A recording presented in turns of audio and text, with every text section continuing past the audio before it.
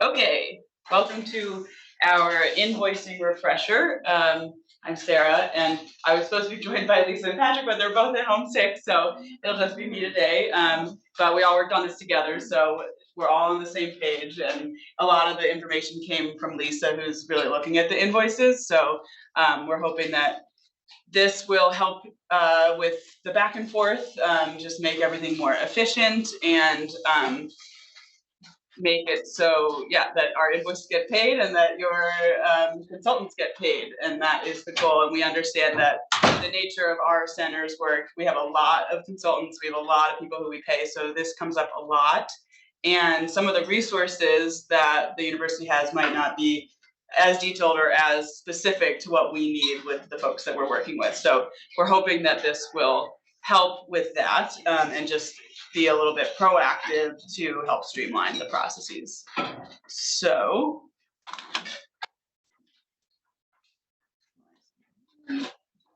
great. So I'm going to go through just the overall process so that you all know what's going on in the background for both consultants, and then quickly for organizations and businesses. And then we're going to go through the invoice checklist, which you've hopefully seen before. And then of course I have a little activity because both Lisa and I were previous teaching capacity. So yeah, we have a little interactive activity for you all. Great. So the process, to start off with this, I'm talking about individual consultants. So this might be people who are on advisory boards or who are working on, data analysis for your project, something like that. And they're set up as their own entity. So first step, of course, is to set up the scope of work, and then the consultant will do the work. And often we understand that you all, staff and PRAs are creating the invoice for the consultant, and we understand that that is how it usually works, sending it to the consultant, and they'll review it, look it over, sign it, and then return it to you all. And then you'll do your own review, and that's why we'll go through the checklist to review what you're looking for before you send it over to us. And then that last step is to email it to the Cayenne Fiscal email, and then we will process it. Understand that there's might be some back and forth after that point, and that is when Lisa will usually will email you, and you should email the consultant and get that cleaned up. We most often will just ask for a brand new invoice. And I'll mention here too that we do have you are able to send this through FormStack if you want, but we're kind of used to either system, so it's up to you. Yes. Is it okay to ask a question now, or do you want me to wait? You can ask a question now. Setting up the scope of work is a FormStack process, right? Yes. Yeah. Sure. So in FormStack, we have an option for both individual and committee scope of work. So if you if you do have a group of people who have exactly the same thing, like they're going to a meeting and you're paying them, that's why you would use the committee scope of work form. Great. And then just to point out the difference, because sometimes we have consultants that are doing their own work, but they're getting paid through a business, through like the organization that they work for. I know this happened, with UCI, and there's a few others. So usually what happens there is the consultant does the work, and I guess the key here is there doesn't need to be a scope of work. So it's a different process. So you really want to make sure you know how they're getting paid before you set it up. So there doesn't need to be a scope of work. I'm not going to go deep into the weeds with procurement rules because there's, pay limits and everything like that when we get into paying organizations, but no scope of work here. And then usually the business is the one that creates the invoices, just like how we invoice others. And often the consultant might not even see their invoice for that work. So that's just something to be aware of when you're reviewing it. You might be working with a bigger entity, and the consultant might not exactly know what's going on. So again, still you'll review carefully and then send it over to us. Yes. If I have one consultant who's on 2 to 3 of my different grants, I've been having her invoice 3 invoices at the end of the month, 1 for each grant. Is that right? Yes, that's how it should be. Okay. Yeah. Okay, so thinking about when consultants should invoice, ideally monthly, certainly within 90 days of the work performed. So the reason that we do the 90 days is because of how reporting works with the university and our speed type. So everything is kind of tied to that deadline. It's not arbitrary. It has to do with just the overall review of our speed type. So it's important that they are invoicing within 90 days and that they are invoicing after an SOW is set up. But it is best just to do monthly and to get into the habit. And that's what we ask of all of our subcontracts. That's the expectation that people have of us. And so monthly is ideal, 90 days is the absolute. Great. Any questions about that process before I go into the checklist? Okay, so we have two sections of what needs to be on an invoice, kind of the general information, and then I'll go through the specifics of the line items. So for the general information, there needs to be a unique invoice number, and we recommend, it can't just be like invoice number 1, invoice number 2, because it needs to be different from all of the other invoices that the university has. So what we recommend is just doing the date and then name, so like initials, which is what we have here. So May 1st, 2023, Lisa Lewis. So that's a good quick way to make a unique invoice number. And then we need an invoice date, which is the date that the invoice was processed or created, not the date of the work, which is often something that PSC will send us back for. And then very helpful is the award number or the SPO if you have one. And that is, we'll process an invoice without one, but it is very helpful to have that to be able to connect it to what project it is. So a work that's not a speed type, that's the. No, it would be like the award number from NIH, and that's because, it makes more sense usually it makes more sense to our subcontractors or our consultants, because that's a number that they see. They don't usually see the speed type. And then the consultant name, and it has to be spelled the same way as the scope of work. So it does get sent back if that name is not the same. If it's written as a nickname in the scope of work, or if there's a middle name in the scope of work, it needs to be exactly the same on the invoices. And then the consultant address, which, because we are working with folks across many years, across many projects, they might have moved as we do. So just double check when you're starting off a new project or a new year with a person that we've been working with for a while, just make sure that their address is still current. The email address is helpful because that's a way, if we do need to directly reach out to them, that's a quick way for us to reach them. And then the university's bill to address, which is listed here. And then, of course, the consultant's signature, and that needs to, it needs to match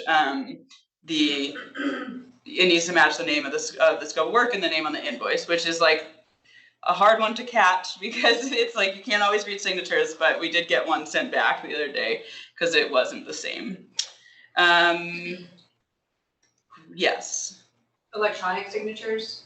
They're fine. Yeah. Those are fine, but they can't just type it in like a calligraphy font. Like that's gotten sent back. It has. Oh, I didn't know that. Yeah. Okay. So then it needs to be like a PDF. So we have a tip for that. Yeah, I mean, I would recommend, if it's appropriate, doing DocuSign with your consultants. Yeah.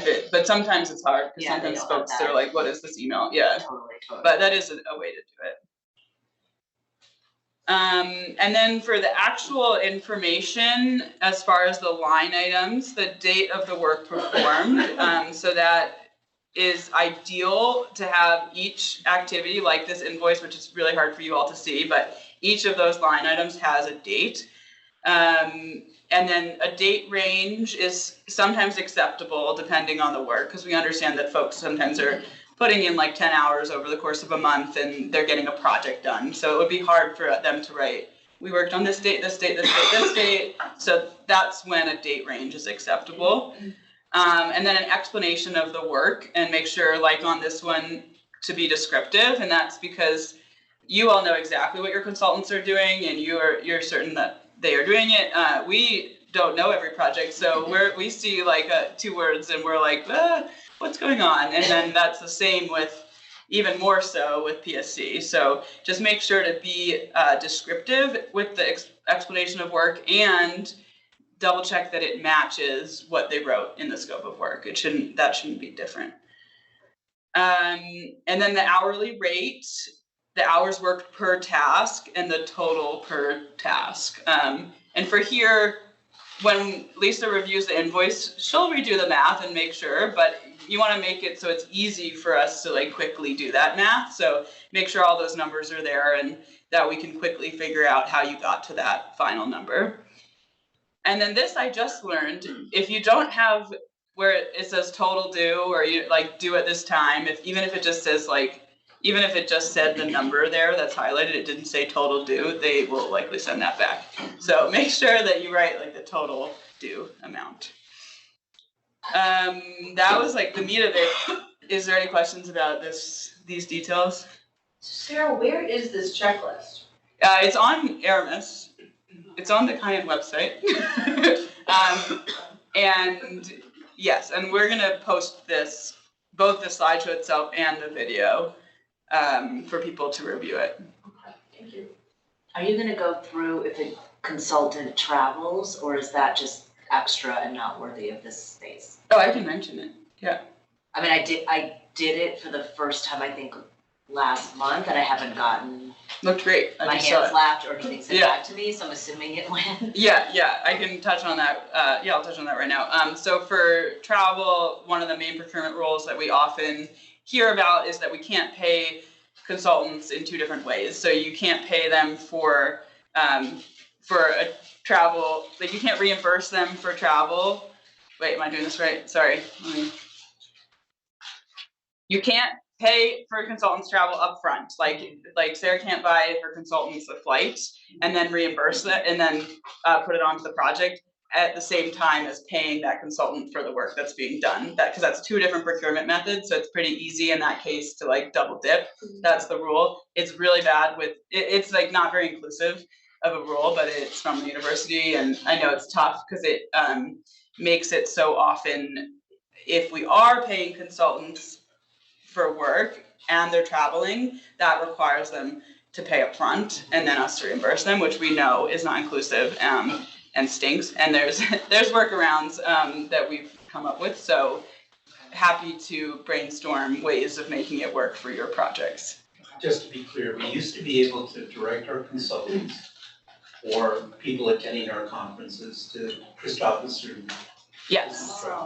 Okay? Yeah. And we gave Christopher's and Business Travel a speed tag, to which that consultant or that individual's travel would be assigned, so they wouldn't have to pay for it out of pocket. I'll check, but I don't think that's 2 different procurement methods. So if that consultant is also getting paid to be at that meeting that they're flying to, then I don't think that's Yeah, we have lots allowed, of examples right? of that, so. That would be That's awesome changed if we it. could do Yeah. that. Will you Yeah. ask? I'll double check, because I just want to confirm. Okay. Yeah, but I think that counts as the same, but Okay. You see what I'm saying? yeah, I see what you're saying. It's a different method that I haven't thought about. Yeah, I've never thought about that either, but that would be really nice, actually. yeah. Okay. But yeah, ways that we've done is like, you just make it so you pay them differently at a different time. Yeah, so I can work with you all to fix that. Okay, so common mistakes that we have been seeing is the lack of a unique invoice number. So usually it's like there's no invoice number on there. So make sure that is on there. And then just a few issues with dates. So sometimes there's a date range, but no date of the invoice listed. And sometimes there's no dates on the work performed. And then a big one that we've been seeing, which is tough to catch, is like the dates being outside of the scope of work range. So that is like an automatic send back. So really make sure, I have a tip on the next slide how to do this, but make sure that you're checking that work is being done within the scope of work range. Names, I've said that, those 2. So yeah. This was a classic problem we experienced on a chronic basis, that people PIs would be very late in working with their consultants to establish the scope of work. Some of the work would be done in advance, which is not supposed to be done in the scope of work. A couple of times travel occurred in advance of the actual review, approval, and execution of the scope of work, et cetera, and they got denied. And I got my hand slapped a number of times because of other PIs doing that, so. Did you ever get your cheek slapped or just your hand? How bad was it? I'm waiting for that. I think I've mentioned all those. Yeah, and I'll go, so that is, yeah, that's like the main mistake that we've been seeing. And some tips that I have, I'll go out of order, is to, when you first start working, if you have a lot of consultants, even across different projects, just to make a spreadsheet of everything that's in all of your scope of work. So when you're processing invoices, you're not having to open up a bunch of PDFs. Just like have that spreadsheet. You can check all of the things that I've mentioned. So you can check the dates really easily. You can check that the description matches, that the work matches what's in the scope of work, everything like that. So that is a recommendation. And then additionally, we've been trying to advise people to do this at the beginning, and Lisa's really good at catching this, is to have your scope of work just, even if the consultant's only working for a week out of your project, to just have their scope of work be the entire project year, because then all your dates are in line, you're not having to keep track of many dates, and then it's less likely that that'll happen because it'll be within the project year, so the work will likely happen within the scope of work. So that's our recommendation there. And then additionally, like I said, if you can, create the invoices for the consultants to make sure that they have everything up front, and then you could use DocuSign to collect the signatures, and make sure to go through that math each time and to check the dates again. I'm saying this many times, and then I already said that. Okay, those are all the tips. Does anybody else who's done a lot of invoicing have any other tips of things that have made it easier for them? I didn't know that some people do the invoice for their consultant and then just let them review and sign. I've never done that for anybody, so that's good to know. Yeah, I think it depends on the person, because some people want to create their own. Yeah. Is there like a template that we could? Also on the website, yeah. Yeah, it looks pretty much like that. Is that in Excel or is it just a Word? I think it's Excel. I think it's in Excel. Okay, too. good. Yeah. Just like you don't want to do that math yourself. No, yeah, you want it to be checking. Well, even if it is in Excel, I still mess up the math. You add an extra, there's an extra number. Yeah, I ripped her off by like $50 or something. Yeah. And then the last step here, so once you've gone through that checklist and you've reviewed everything, email the Cayenne Fiscal email, and it is very helpful if in that email you write the speed type it's going to and then the name of the project. That's just a great way for us to quickly connect the dots. We'll probably figure it out otherwise, but it's very helpful. Great, and then I just wanted to review what's happening after that gets sent to us, just so you understand why sometimes it takes a while. So the Cayenne finance team, usually Lisa, once she reviews it, she'll submit the invoice into Marketplace, and then either Patrick or I review the invoice in Marketplace to approve it, and then PSC creates the purchase order, and then the check is mailed to the consultant. So there's a lot of different hands that this goes through after it's approved by us. So that is why we say that it can take up to 30 days. It might not always take 30 days, but if you have a consultant asking you, where's my money, wait for that 30-day mark, and at that point, feel free to send us an email and say, where's their money, and then we'll check in on it. But I usually, like with my approvals, I go through them twice a week, or sometimes once a week, so it takes a while since it's going through so many hands. Great.